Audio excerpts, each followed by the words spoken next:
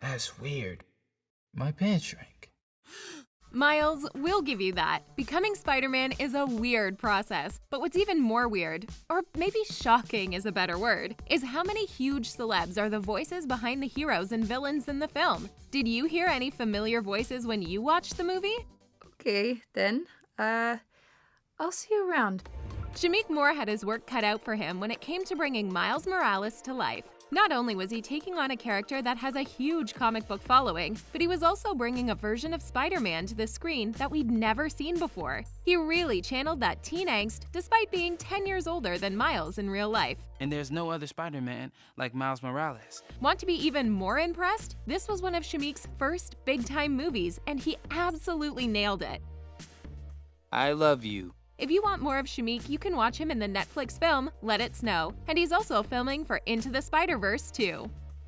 You know Peter Parker, but do you know Peter B. Parker? Into the Spider-Verse gets a little confusing with its different multiverses, which also means different Peter Parkers. This could literally not get any weirder. Jake Johnson, well, his voice gave us a version of Peter Parker that isn't the young, agile, and hope-filled Spider-Man we're used to, but that doesn't mean he didn't do an amazing job. He brought Peter B. Parker's wit and determination to life, and it's really no surprise considering he was one of the stars of the hit comedy series New Girl.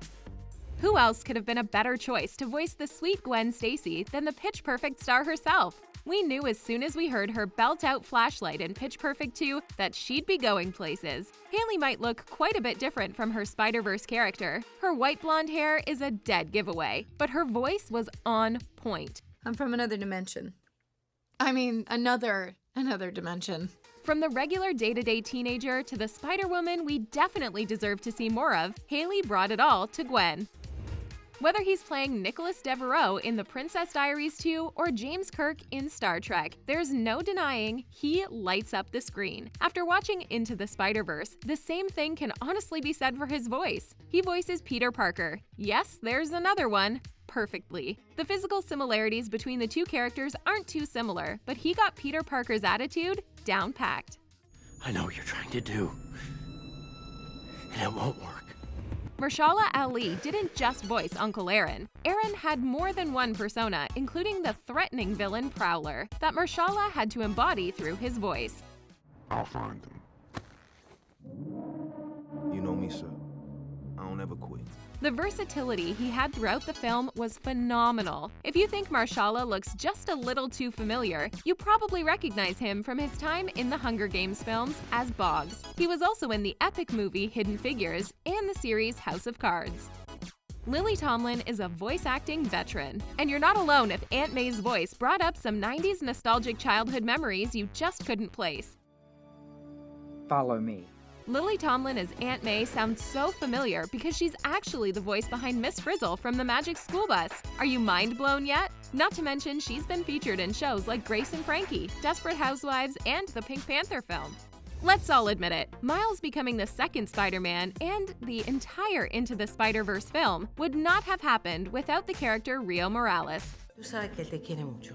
That's why he's tough on you. You know that, right? A lot of the time, heroes are all about their family, and Rio was the best family Miles had. Now, the voice behind Rio actually belongs to actress Luna Lauren. Ave Maria, este nene me tiene loca. Miles, gotta go. If you've wondered where you've seen her before, she starred in The First Purge and has been on shows like How to Get Away with Murder and Ugly Betty. Her name alone is iconic, but this actress has proved herself 10 times over to be someone other than just Lenny Kravitz's daughter, and her voice acting for Mary Jane is just the cherry on top. She may look nothing like her animated character, but her voice brought life into Mary Jane. Oh, don't be sorry, it's just bread. If you want to check out some of her other work, she's starred in Fantastic Beasts, Divergent, X-Men, and is even dabbling in the world of DC with her upcoming role in The Batman. Stan Lee, the man, the legend, the creator of Spider-Man himself. How couldn't he have a role in Into the Spider-Verse? Although short, the creators made sure to honor Stan with a short cameo. He voices a shop owner named Stan who sells Miles Morales his Spider-Man suit. I'm going to miss him. Talk about a scene being symbolic. We don't know about you, but we never really thought we'd be seeing a pig version of Spider-Man, ever. My name is Peter Porker.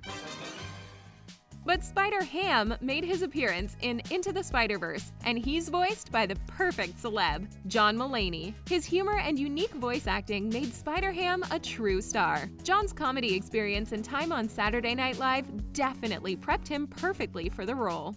What does Orange is the New Black and Spider-Man Into the Spider-Verse have in common? Kimiko Glenn. She played Brooke Soso on the Jail series and also voiced the unstoppable Penny Parker. Hello! Konnichiwa! Hajimemashite yoroshiku! She's yet another version of Spider-Man and brought her own power to the screen. After Into the Spider-Verse, Kimiko kept up her voice acting in shows like DuckTales and Summer Camp Island. We're used to seeing Nicolas Cage playing his usual fatherly and adventurous character, but he mixed it up for his voice in Spider-Man Into the Spider-Verse. He voiced Spider-Man Noir. Is that all you got? You gonna fight or you just bumping gums, you hard-boiled turtle slapper? Yes, another version of Spider-Man. That comes from the time of the Great Depression. Wondering where you've seen Nicolas Cage before? You probably know him as Ghost Rider.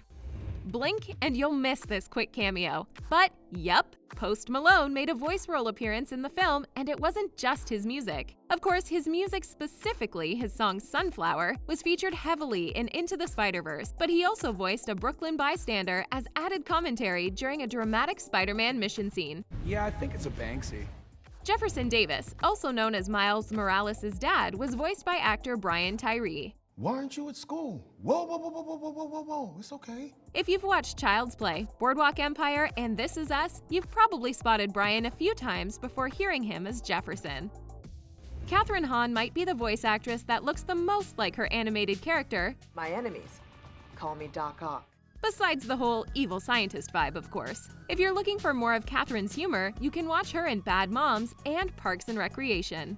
Ray Donovan, X-Men Origins, Spider-Man Into the Spider-Verse. They all have one thing in common. They feature actor Liev Schreiber. In Into the Spider-Verse, Liev voices Wilson Fisk, one of the most notorious supervillains in the world of Spider-Man. You're not stopping this! Not today! Being an X-Men, this wasn't Liev's first rodeo in the world of superheroes. No wonder he killed this role. Despite Natalie Morales and her last name, she's not related to the one and only Miles Morales. Instead, she voices Miss Caleros. She doesn't have a huge role in Into the Spider-Verse, but she does play Miles' teacher and pulls off all the teacher vibes perfectly. You're late again. Remember how we mentioned Liev Schreiber got to play villain Wilson Fisk? Well, he didn't work alone. He had help from his evil minion, Scorpion, who's voiced by actor Joaquin Cosio. Marvin Crondon Jones III also played an evil villain sidekick named Tombstone. Marvin brought his past work experience to really give the character his final touches when it came to developing his voice. You messed up big time, kid. Very sloppy.